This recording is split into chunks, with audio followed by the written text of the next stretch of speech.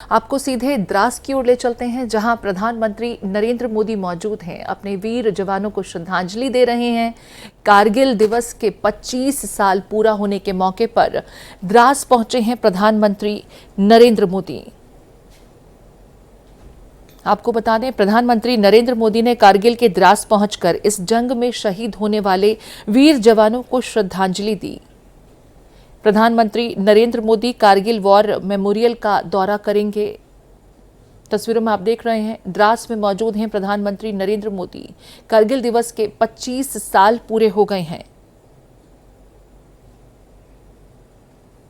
प्रधानमंत्री नरेंद्र मोदी कारगिल युद्ध स्मारक पहुंचे। 1999 में भारत पाकिस्तान की जंग में अपने प्राणों की आहुति देने वाले बहादुर जवानों को याद किया। आपको बता दें, प्रधानमंत्री मोदी आज लद्दाख के द्रास में कारगिल वॉर मेमोरियल का भी दौरा करेंगे।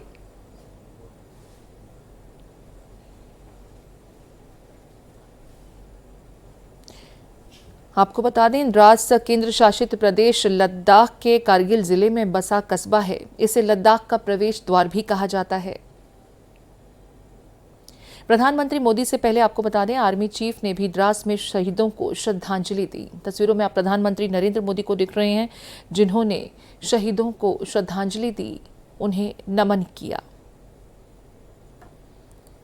अपने प्राणों की आहुति देने वाले देश के बहादुर जवानों को प्रधानमंत्री नरेंद्र मोदी ने याद किया, उन्हें श्रद्धांजलि अर्पित की। कारगिल दिवस के आज 25 साल पूरे हो गए हैं।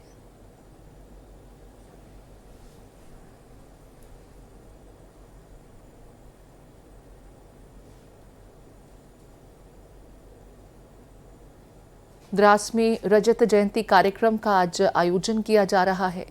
कारगिल दिवस के 25 साल पूरा होने के मौके पर प्रधानमंत्री नरेंद्र मोदी खुद द्रास पहुंचे हैं, जहां देश के नाम अपने प्राणों की आहुति देने वाले वीर सपूतों को याद किया, उन्हें श्रद्धा सुमन अर्पित किए। द्रास, जिसे लद्दाख का प्रवेश द्वार भी कहा जाता है, लद्दाख के कारगिल जिले में बसा ये कस्बा द्रास, जहां प्रधानमंत्री नरेंद्र मोदी पहुंचे हैं, कारगिल दिवस के 25 साल पूरा होने के मौके पर देश के लिए अपने प्राणों की आहुति देने वाले वीर जवानों को याद कर रहे हैं। कारगिल वॉर मेमोरियल का दौरा करते प्रधानमंत्री नरेंद्र मोदी, जहां इस वॉर से जुड़ी तमाम यादों को प्रधानमंत्री नरेंद्र मोदी इस वक्त देखते हुए देश के नाम अपने प्राणों की आहुति देने वाले वीर जवानों को याद करते हुए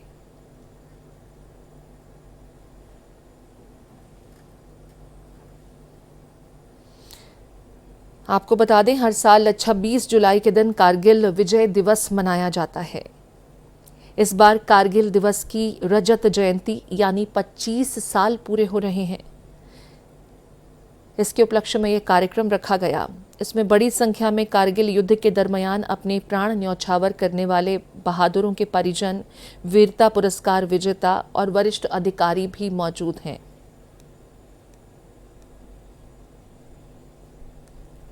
इसके अलावा आपको बता दें, प्रधानमंत्री नरेंद्र मोदी के कुछ अन्य कार्यक्रम भी रहेंगे। पीएम मोदी आज रणनीतिक रूप से अहम शिकुनला सुरंग परियोजना का शुभारंभ भी करने जा रहे हैं।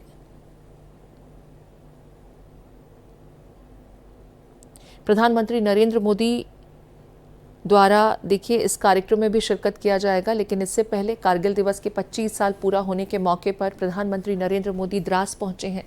यहाँ पर तस्वीरों में आप तमाम अधिकारियों को भी देख सकते हैं, वीर जवानों के परिजनों को भी देख सकते हैं। वीरता पुरस्कार जिन्हें दिया गया, वो देश के जांबाज सिपाही भी यहाँ मौजूद हैं।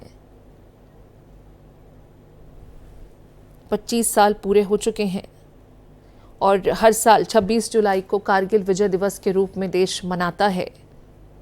इस बार रजत जयंती का मौका, लिहाजा द्रास में ये विशेष आयोजन, जिसमें प्रधानमंत्री नरेंद्र मोदी शिरकत करने पहुंचे। प्रधानमंत्री नरेंद्र मोदी ने देश के नाम अपने प्राणों की आहुति देने वाले वीर जवानों को श्रद्धा सुमन अर्पित किए। कारगिल वॉर मेमोरियल में उन वीर जवानों को याद किया।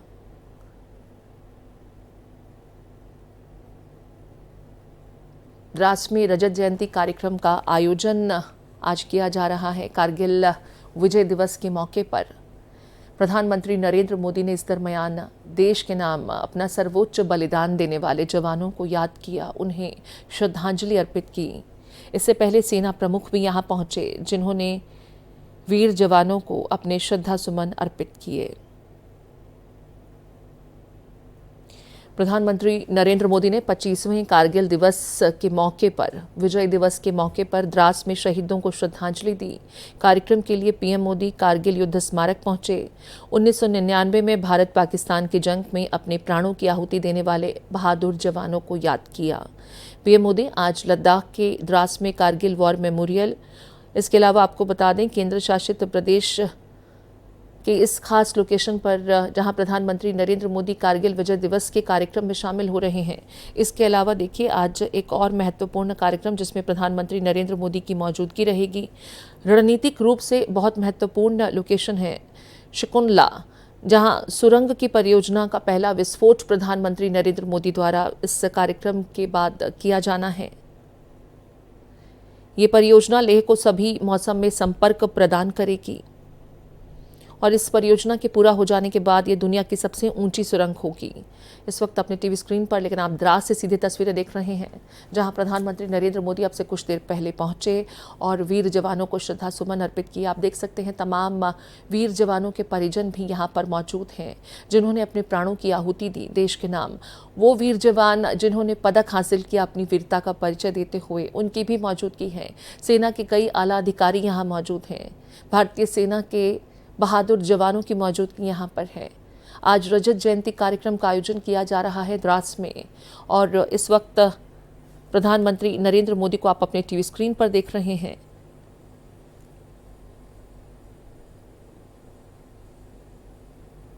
प्रधानमंत्री नरेंद्र मोदी कारगिल युद्ध स्मारक पहुंचे हैं और भारत पाकिस्तान की 1999 की जंग में अपने प्राणों की आहुति देने वाले बहादुर जवानों को याद किया। देखिए शकुंतला सुरंग का भी जिक्र जो हम आपसे कर रहे थे, आज प्रधानमंत्री नरेंद्र मोदी की यहाँ भी मौजूदगी रहेगी।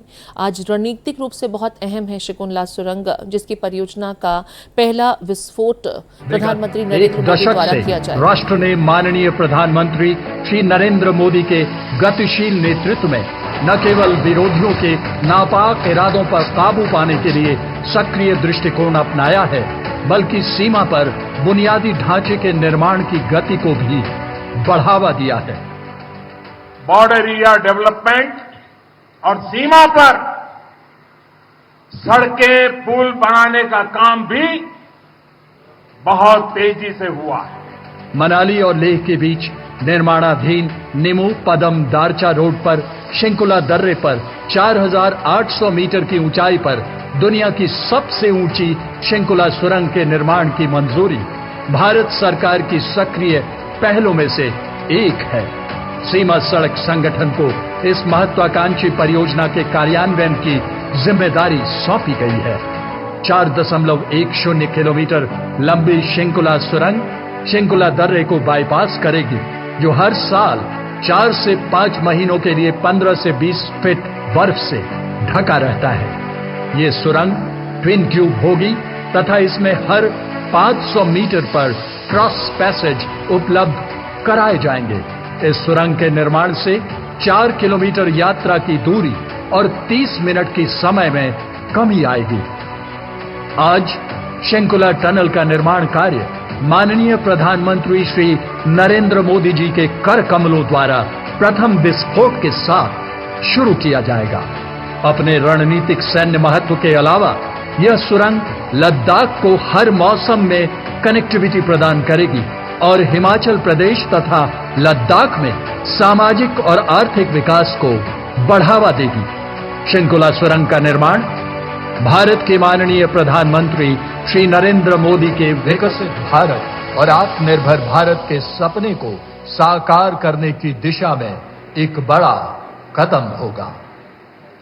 यहां उपस्थित सभी अतिथिगणों को अब मैं वीडियो लिंक के माध्यम से यहां से 500 किलोमीटर दूर शिंकुला ले चलती हूं। आप सभी से अनुरोध है कि आप अपने सामने लगी 2 डेटा स्क्रीन की ओर ध्यान दें, जहां शिंकुला सुरंग का उत्तर पोर्टल दर्शाया जा रहा है जिसका निकास नीमू की ओर होगा। ये समुद्र तल से 4,800 मीटर की ऊंचाई पर स्थित है और शृंखला शिखर से 3 किलोमीटर पहले है। अब मैं माननीय प्रधानमंत्री जी से अनुरोध करती हूं कि वे रिमोट के माध्यम से शिलालेख का अनावरण करते हुए प्रथम विस्फोट करने की अनुमति प्रदान करें।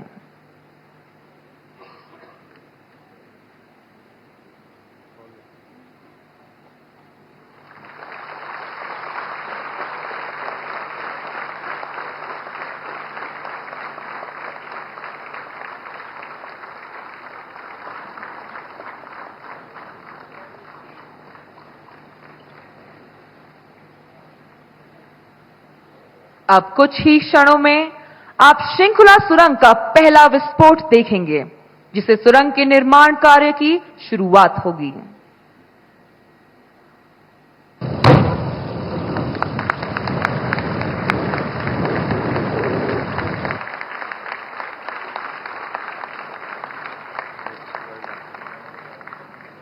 प्रधानमंत्री जी, आपके कुशल नेतृत्व में हमारा देश तेजी से प्रगति कर रहा है। आपकी दूरदर्शिता और सशक्त नीतियों ने हमें आत्मनिर्भर भारत की ओर अग्रसर किया है।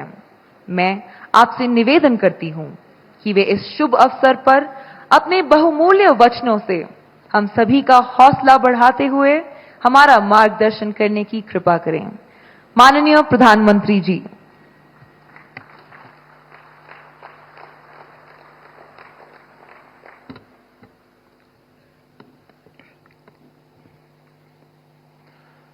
भारत माता की, भारत माता की आवाज पहाड़ी के उस पार सुनाई देनी चाहिए।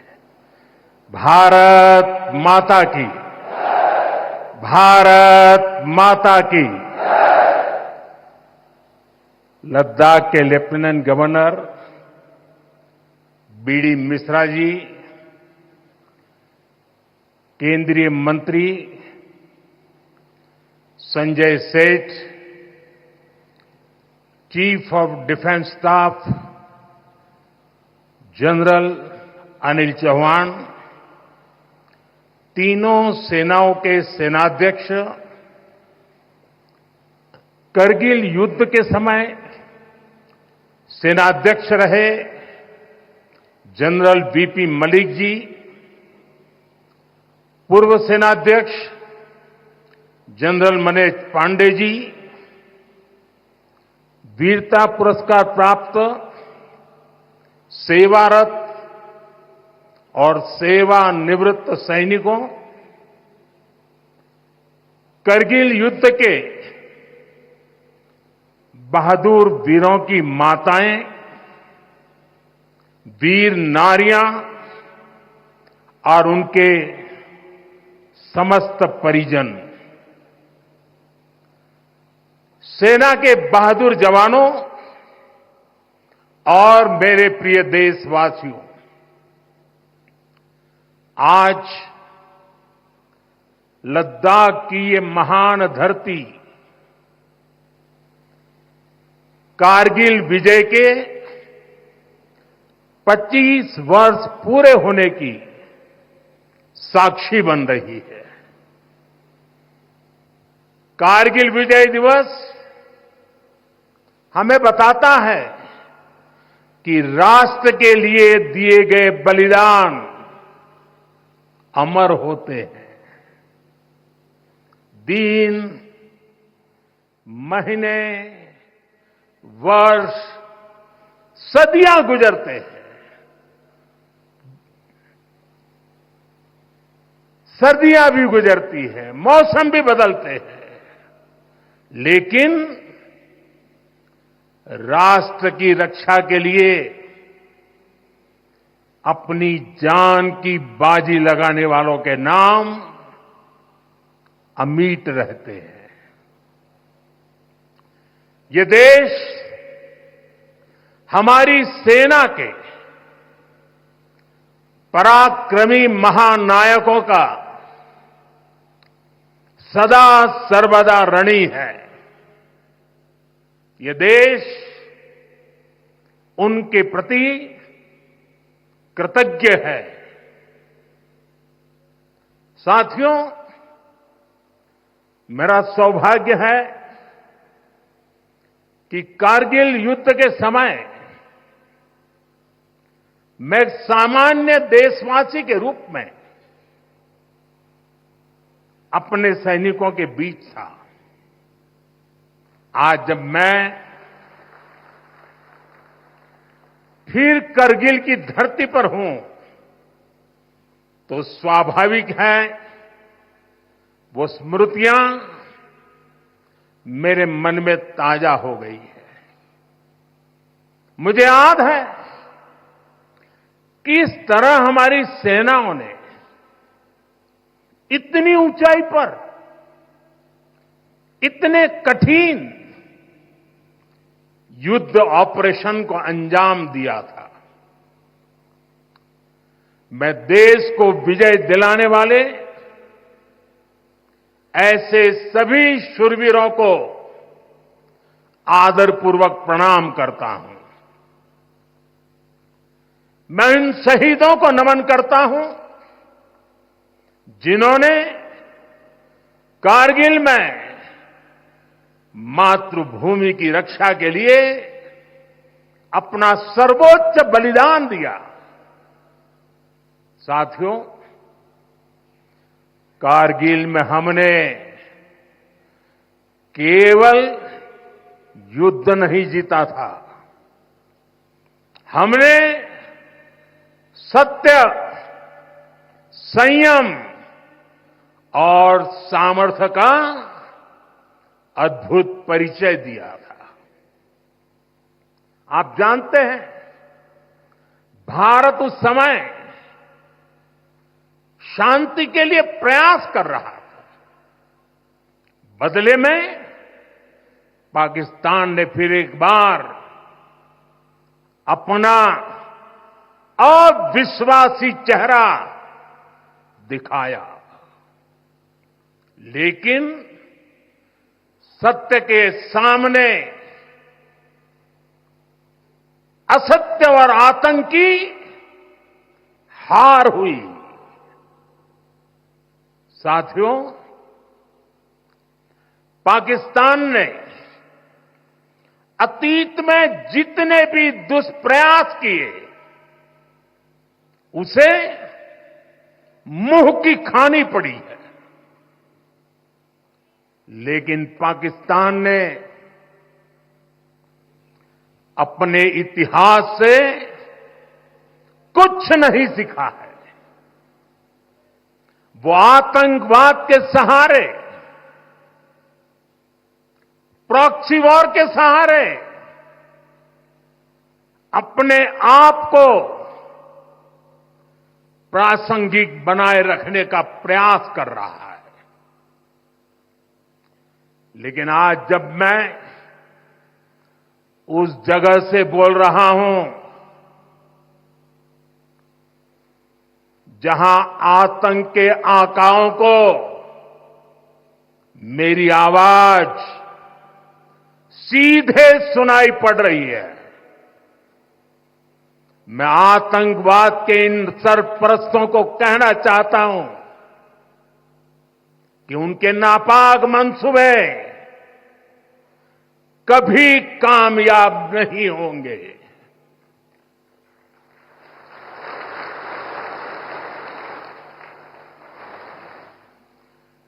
आतंकवाद को हमारे जाबाज पूरी ताकत से कुचलेंगे। दुश्मन को मुंह तोड़ जवाब दिया जाएगा। साथियों, लद्दाख हो या फिर जम्मू कश्मीर, विकास के सामने आ रही हर चुनौती को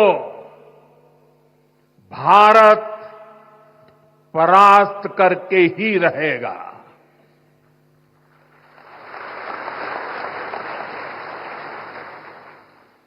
कुछ ही दिन बाद इस 5 अगस्त को आर्टिकल 370 का अंत हुए 5 वर्ष पूरे होने जा रहा है। जम्मू कश्मीर आज नए भविष्य की बात कर रहा है,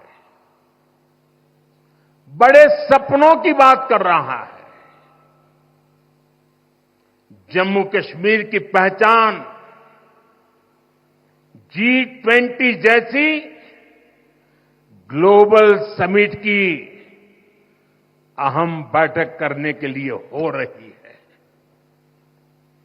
इंफ्रास्ट्रक्चर डेवलपमेंट के साथ साथ जम्मू कश्मीर लेह लद्दाख में टूरिज्म सेक्टर भी तेजी से ग्रो कर रहा है। दशकों बाद कश्मीर में सिनेमा घर खुला है। 3.5 दशक के बाद पहली बार श्रीनगर में ताजिया निकला है। धरती का हमारा स्वर्ग तेजी से शांति और सौहार्द की दिशा में आगे बढ़ रहा है। साथियों, आज लद्दाख में भी विकास की नई धारा बनी है। सिंकुल्ला टनल, इसके निर्माण का काम शुरू हुआ है। सिंकुल्ला टनल के जरिए लद्दाख पूरे साल हर मौसम में देश से कनेक्टेड रहेगा। ये टनल लद्दाख के विकास और बेहतर भविष्य के लिए नई संभावनाओं का नया रास्ता खोलेगी। हम सभी को पता है कि कठोर मौसम की वजह से लद्दाख के लोगों को कितनी मुश्किलें आती हैं। सिंकुल्ला टनल के बनने से ये मुश्किलें भी कम होगी। मैं लद्दाख के मेरे भाई बहनों को इस टनल का काम शुरू होने के लिए विशेष बधाई देता हूं। साथियों, लद्दाख के लोगों का हित हमेशा हमारी प्राथमिकता रहा है। मुझे याद है कोरोना के समय में करगिल क्षेत्र के हमारे कई लोग ईरान में फंस गए थे। उन्हें वापस लाने के लिए मैंने व्यक्तिगत स्तर पर काफी प्रयास किए। ईरान से लाकर उन्हें जैसलमेर में ठहराया गया था और जब स्वास्थ्य की दृष्टि से पूरी तरह संतोषजनक रिपोर्ट मिले, उसके बाद उन सबको उनके घर तक यहां पहुंचाया था। हमें संतोष है कि हम अनेकों जिंदगियों को बचा पाए। यहां के लोगों की सुविधाएं बढ़े, ईज ऑफ लिविंग बढ़े, इसके लिए भारत सरकार निरंतर प्रयास कर रही है। बीते 5 वर्षों में ही हमने लद्दाख के बजट को 1100 करोड़ से बढ़ाकर 6000 करोड़ रुपये कर दिया है। यानी करीब करीब 6 गुना की वृद्धि। ये पैसा आज लद्दाख के लोगों के विकास में, यहां सुविधाएं बढ़ाने में काम आ रहा है। आप देखिए, सड़क, बिजली, पानी, शिक्षा, पावर सप्लाई, रोजगार, लद्दाख में हर दिशा में दृश्य भी बदल रहा है, परिदृश्य भी बदल रहा है।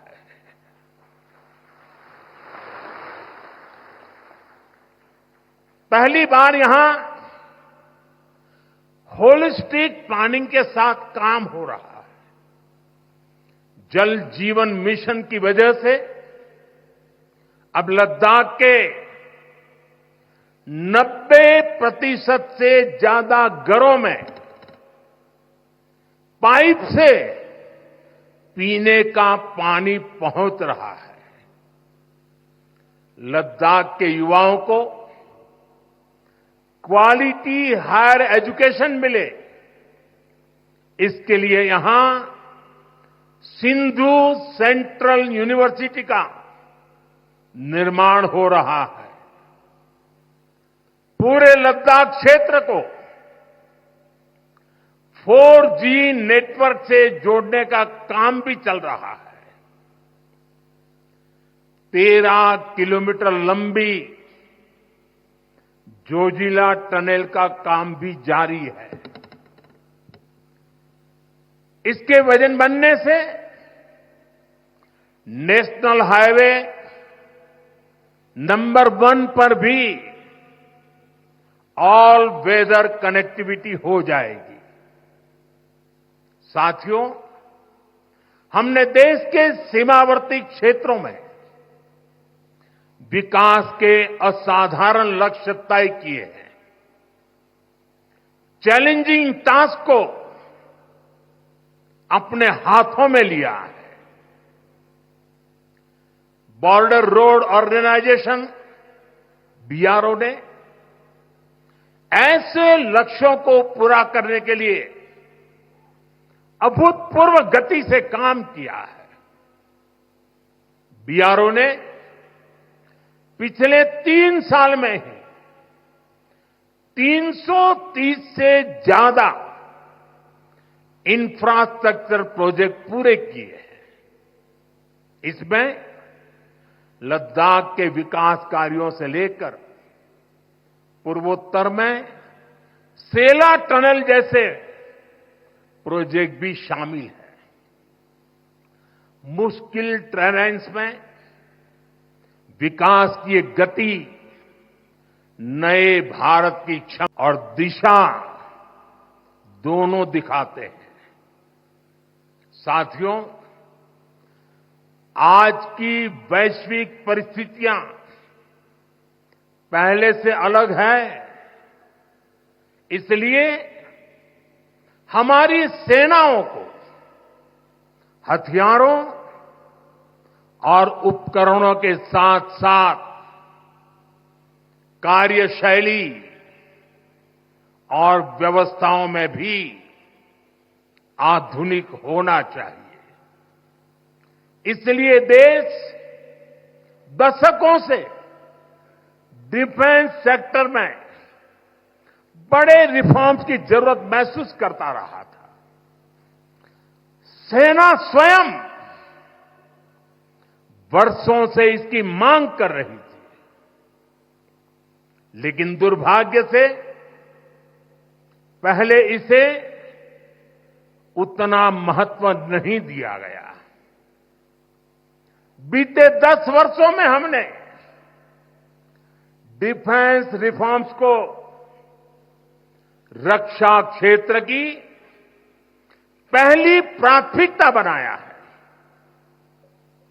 इन रिफॉर्म्स के कारण आज हमारी सेनाएं ज्यादा सक्षम हुई हैं, आत्मनिर्भर हो रही है। आज डिफेंस प्रोक्योरमेंट में बड़ी हिस्सेदारी भारतीय डिफेंस इंडस्ट्री को दी जा रही है। डिफेंस में रिसर्च एंड डेवलपमेंट बजट का भी 25% प्राइवेट सेक्टर के लिए रिजर्व किया गया है। ऐसे ही प्रयासों का परिणाम है कि भारत का डिफेंस प्रोडक्शन अब 1.25 लाख करोड़ रुपए से ज्यादा हो चुका है।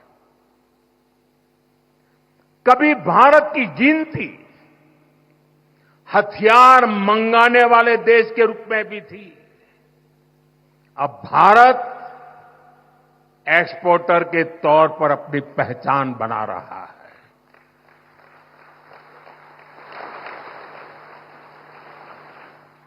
मुझे खुशी है कि हमारी सेनाओं ने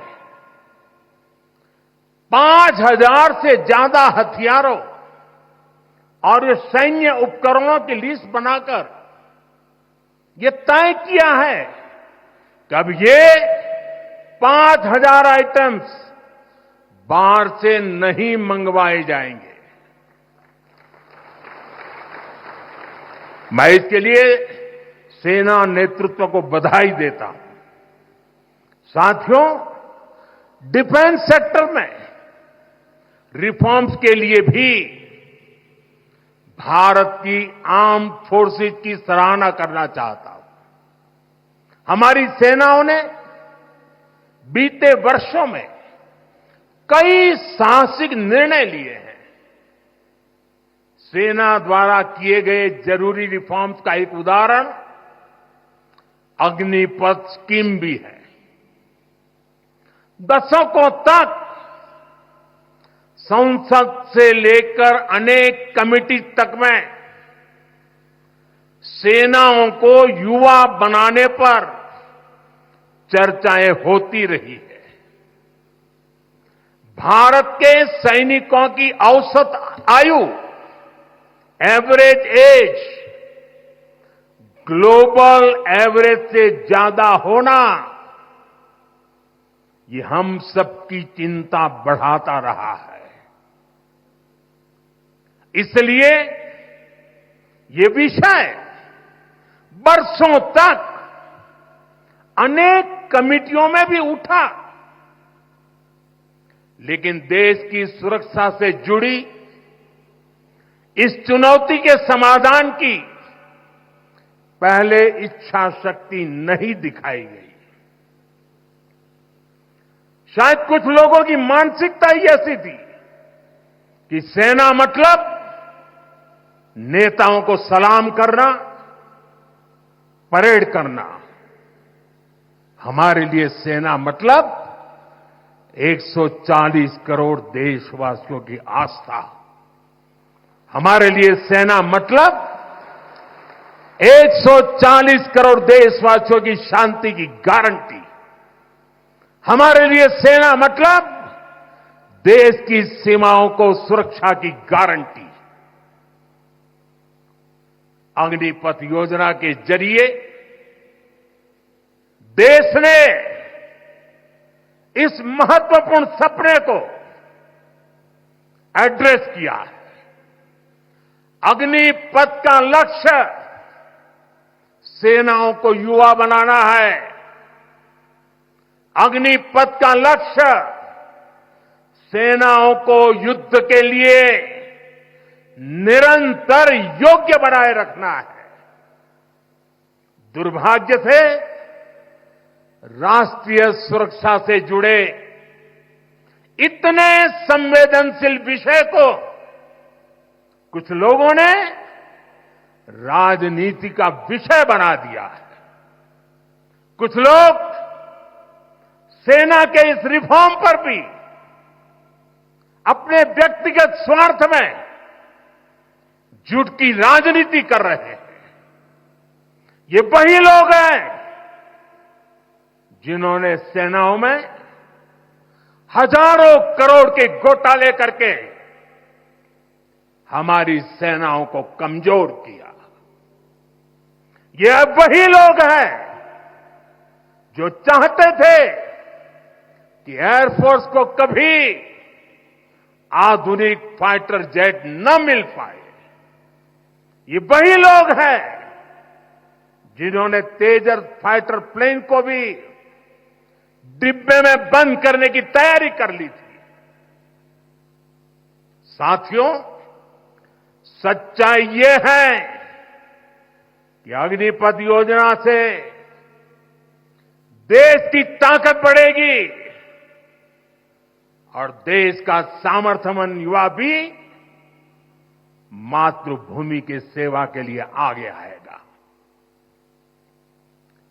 प्राइवेट सेक्टर और पैरामिलिट्री फोर्सेस में भी अग्निवीरों को प्राथमिकता देने की घोषणाएं की है। मैं तो हैरान हूं, कुछ लोगों की समझ को क्या हुआ है, उनकी सोच को क्या हो चुका है। ऐसा भ्रम फैला रहे हैं कि सरकार पेंशन के पैसे बचाने के लिए ये योजना लेकर आई है। मैं जरा ऐसे लोगों की सोच से शर्म आती है, लेकिन मैं ऐसे लोगों से पूछना चाहता हूं, जरा कोई मुझे बताए, आज मोदी के शासनकाल में जो भर्ती होगा, क्या आज ही उसको पेंशन देना है क्या? उसको पेंशन देने की नौबत 30 साल के बाद आएगी, और तब तो मोदी 105 साल का हुआ होगा, और तब न भी मोदी की सरकार होगी। क्या मोदी जब 105 साल का होगा, 30 साल के बाद जो पेंशन बचेगा, उसके लिए मोदी ऐसा राजनीतिक है जो आज गाली खाएगा? क्या तर्क दे रहे हैं? लेकिन साथियों, मेरे लिए दल नहीं, देश सर्वोपरि है।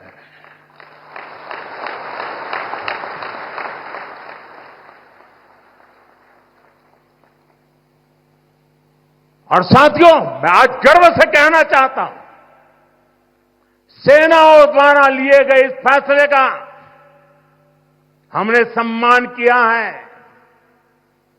और जैसा मैंने पहले कहा,